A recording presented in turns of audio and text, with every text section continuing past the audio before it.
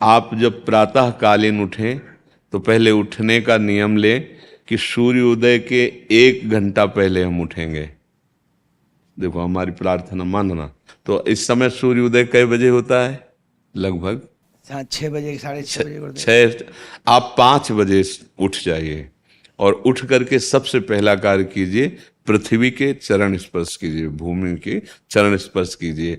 और फिर आप जिस आसन पर बैठे हैं, देखो ध्यान से हमारी तरफ सुनना, जिस आसन पे बैठे हैं, जिस पे शयन किए थे, जिस सैया पर सोए थे, पृथ्वी को प्रणाम करने के बाद उसी सैया में 5 मिनट केवल बैठ जाइए और 5 मिनट बैठकर 5 संतों का नाम ले लीजिए। जैसे हम लोग श्री स्वामी हरिदास जी की जय, हरिवंश महाप्रभु की जय, हरिराम व्यास जी की जय, नागरीदास जी की जय, श्री ध्रुवदास जी की जय। पांच पांच संतों के नाम याद कर लीजिए। इसके बाद नीचे उतरिए और पहले जो अपने माता पिता, अगर वो शयन कर रहे हैं तो कोई बात नहीं है, अगर वो शयन नहीं कर रहे हैं तो पहले जाकर माथा रखकर उनको प्रणाम कीजिए।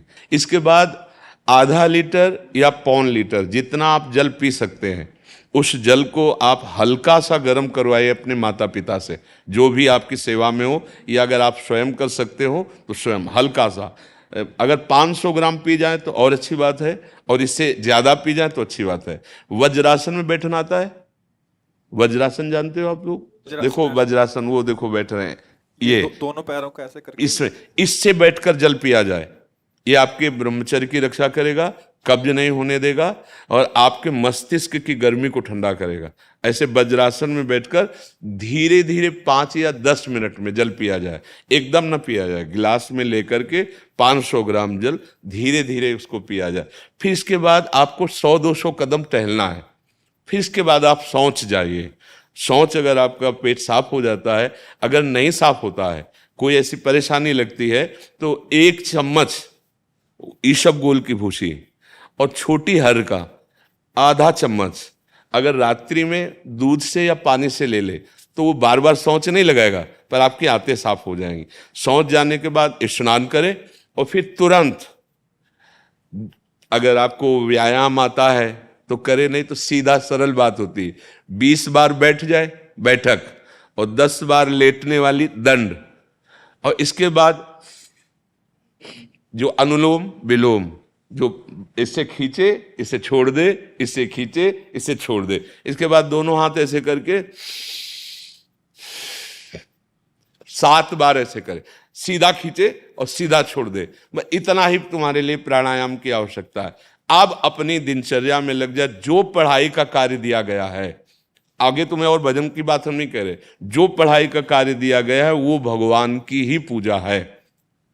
आपकी दिनचर्या जो आपको अपने गुरुजी या टीचर जी को जाके प्रमाणित करनी है, कल जो पढ़ाई गई थी आज के लिए, वो आप सुबह सुबह उस समय व्यायाम के बाद, तो आप देखना आपकी स्मृति बहुत प्रवीण हो जाएगी। अच्छा, ये आपकी प्रातःकालीन दिनचर्या है। जब आप अपने गुरुदेव के पास स्कूल जाएं, तो हमें आजकल का तो अब पता नहीं, पर हम लोग जब जाते थे तो अपने गुरुजी को प्रणाम करते थे। तो जो स्कूल में आपको पढ़ाई पढ़ा रहे हैं वो तो बात है, अब आपको जो हम खास बात बताना चाहते हैं वो कि देखो अभी छोटे छोटे बच्चे हो, बच्चों में कुछ बच्चे ऐसे गंदे बच्चे होते हैं जिनके गंदी बातें दिमाग में आ जाती हैं और गंदी बातें वो करने लगते हैं आचरण में। आप लोग इतना तो जानते ही होंगे कि गंदी बातें किसे कहते हैं। आप लोगों के पास अगर मोबाइल है तो कभी गंदी बात देखना नहीं। कोई भी बच्चा अगर गंदी बात दिखाए तो अपने टीचर से या अपने माता पिता से जाके शिकायत करनी चाहिए, वो बहुत हानिकारक होती है। कभी कोई भी गंदी बात अपने द्वारा नहीं होनी चाहिए। अभी आप नवीन जीवन धारण किए हुए हैं, आप भगवान की प्राप्ति, देश की भक्ति और बहुत अच्छे अच्छे पदों में जा सकते हैं। अच्छे पवित्र आचरण और पवित्र संस्कार। ब्रह्मचर्य के लिए गंदे बच्चों का संग त्याग करना, गंदी कोई ऐसी हरकत सिखावें या बात सिखावें तो उसको सुन करके छुपा नहीं लेना, तुरंत अपने टीचर से बताना या अपने माता पिता से बताना, और ऐसे बच्चे का कभी संग नहीं करना। और रात्रि के सोते समय ये जरूर ध्यान देने वाली विशेष बात है। रात्रि के सोते समय जो भगवान का नाम प्रिय, जैसे इन लोगों ने आप लोगों को बताया राधा वल्लभ श्री, तो सोते समय बस प्रार्थना करो कि हे प्रभु आज दिन हमारा जो भी गलती हुई हो वो हमको आप प्रार्थना करते हैं कि आप हमें समझाओ क्या हमसे गलती हुई। अगर पूरी दिनचर्या में ऐसा लग रहा है हमसे कोई गलती नहीं, तो भगवान सुबह से अभी तक हम सोने जो जा रहे हैं ये पूरा समय आपको समर्पित।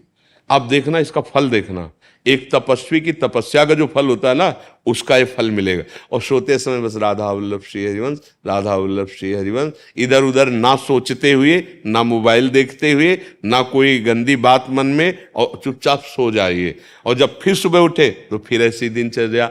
और पढ़ाई इस समय तुम्हारा भजन है।